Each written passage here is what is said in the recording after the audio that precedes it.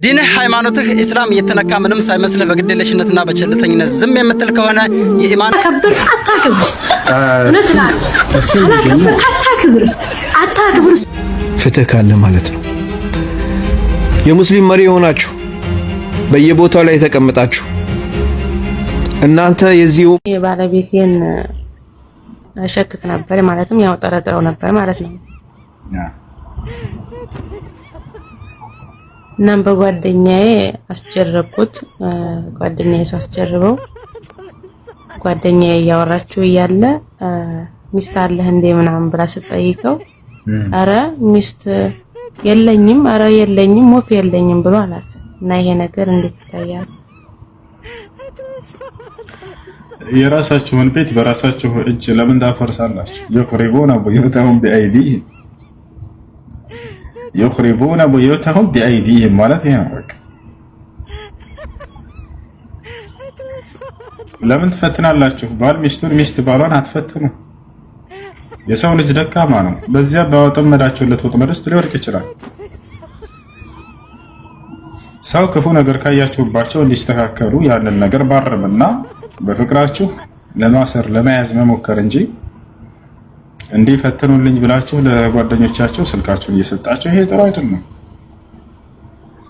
ወታቻላ ሚስትን ባሏን አትፈትን፣ ባልም ሚስቱን አይፈትን።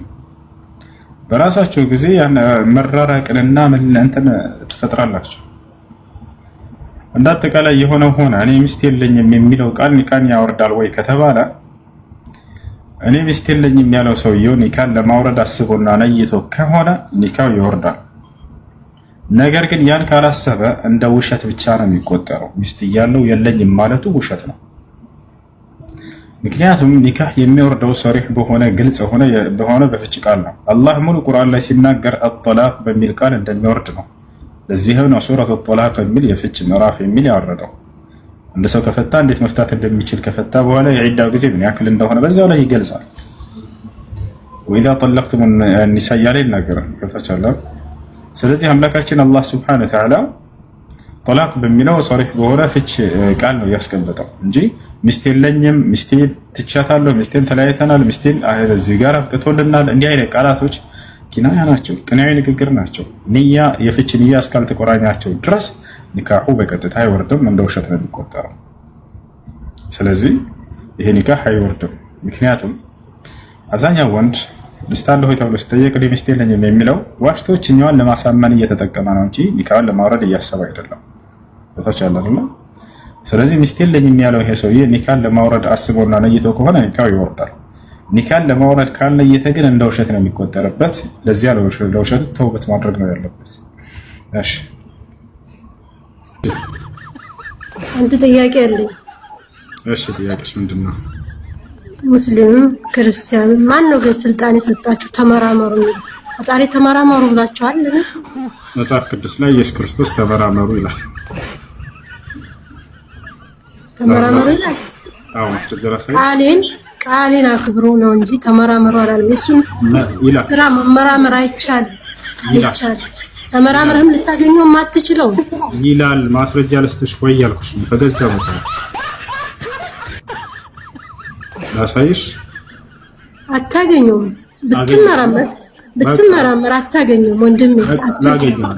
እናንተ ኮሜንትን መሰብሰብ ገንዘብ መሰብሰብ አታርጉት። ፈጣሪያችን ዳምጪ ባክሽ፣ አታርጉት ባካችሁ፣ አታርጉት። በእናንተ የመጣ ምጽአት ሌላው ላይ ስለሚደርስ የሱን ስራ አትመራመሩ።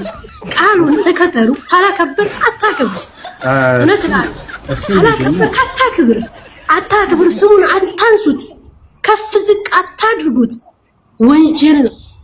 ምጽአት ነው የምታመጡት። እውነት እልሃለሁ ወንድሜ፣ እውነት እልሃለሁ ምጽአት ነው የምታመጡት። አትመራመሩ። ቃሉን ይዛችሁ አክብሩ። ስገዱ። በሙስሊም ከሆንክ ስገዱ። ክርስቲያን ቃሉን አክብራችሁ ስገዱ። አትመራመሩ። ምጽአት ነው የምታመጡት። እውነት እልሃለሁ ለእናንተ የመጣው ምጽአት ለንጹሃን ስለሚተርፍ አትመራመሩ። አርፋችሁ ተቀመጡ። በሚገባው መስጊድ ሄድና ስገድ። ኦርቶዶክስም ቤተክርስቲያን ሄድና ስገድ። ቃሉን ብቻ ይዛችሁ ኑሩ። አትመራመሩ። ከፍ አትሉ። እውነት ዝቅ ነው የሚያደርጋችሁ። ይቺ ዕለት ጉርሻችሁን አትመልከቱ፣ የዘላለም ነፍሳችሁን ብቻ ተመልከቱ። አካል ረጋፊ ናት፣ ዓለም ቀሪ ናት። ትታት ትሄዳለህ። አትመራመር ወንድሜ፣ እውነት እላለሁ።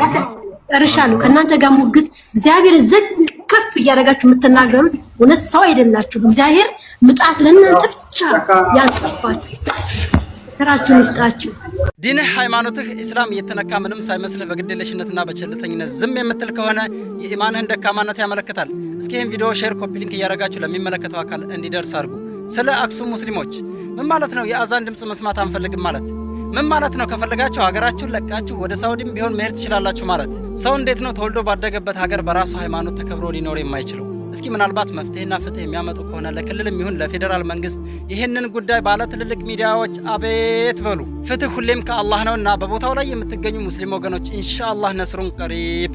ቶሎ ፍትህ ከመጣላችሁ እሰየው፣ ካልሆነ ግን አፋችሁን እንኳን እንዲህ ቢያፍኗችሁ አዛን ማድረጋችሁም ሆነ ዲናችሁን አጥብቃችሁ መያዛችሁን እንዳትለቁ። ምናልባት ይህንን ማድረግ እዚህ ጋር ቆሜ እንደማወራው ምንም ቀላል ላይሆን ይችላል። ነገር ግን እውነቴን ነው የምላችሁ፣ በዚህ ጉዳይ አንገታችሁን ብትሰጡ ከናንተ በላይ እድለኛ ማንም የለም። ኢንሻአላህ ነስሩን ቀሪብ። አይዟችሁ፣ እኛም በዱዓ እናግዛችኋለን። ይህንን ጉዳይ አሁንም ቢሆን ለሚመለከተው አካል አቤት እያላችሁ ፍትህ እንዲመጣላችሁ ሁላችሁም የበኩላችሁን አስተዋጽኦ አድርጉ። ሰላም አለይኩም። ሰላም አለይኩም ወራህመቱላሂ ወበረካቱ። የአክሱም መንግስት ምን እያለ ነው? መሬት የሰጠናችሁ ቤት ሰርታችሁ ልትኖርበት ነው እንጂ መስጂድ ሰርታችሁ ልትሰግዱበት አይደለም እያለ ነው ለአክሱም ሙስሊሞች።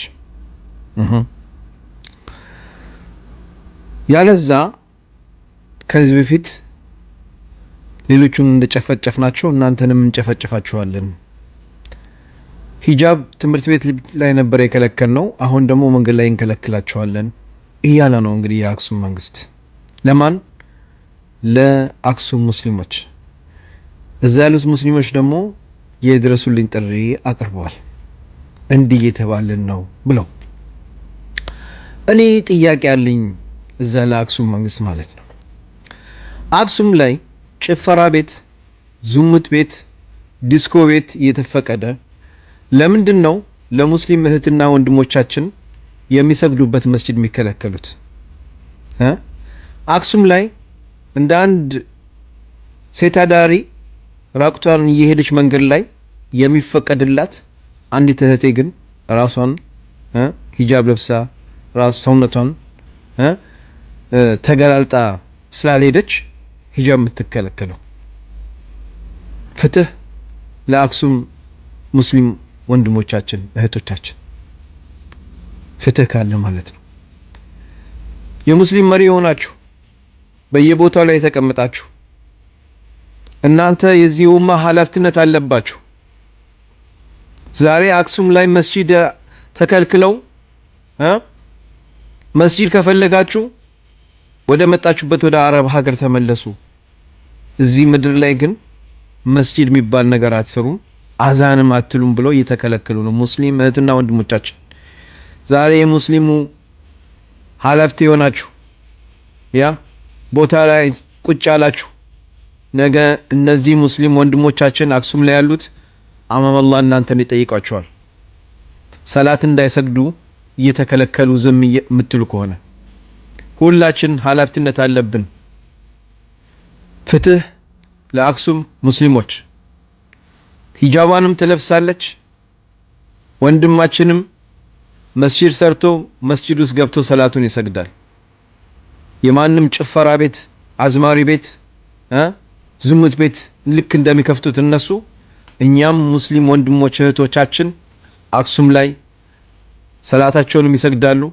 ሂጃባንም ተለብሳ ትምህርቷን ትመራለች። ፍትህ ለአክሱም ሙስሊም እህትና ወንድሞቻችን። ቪዲዮን ሼር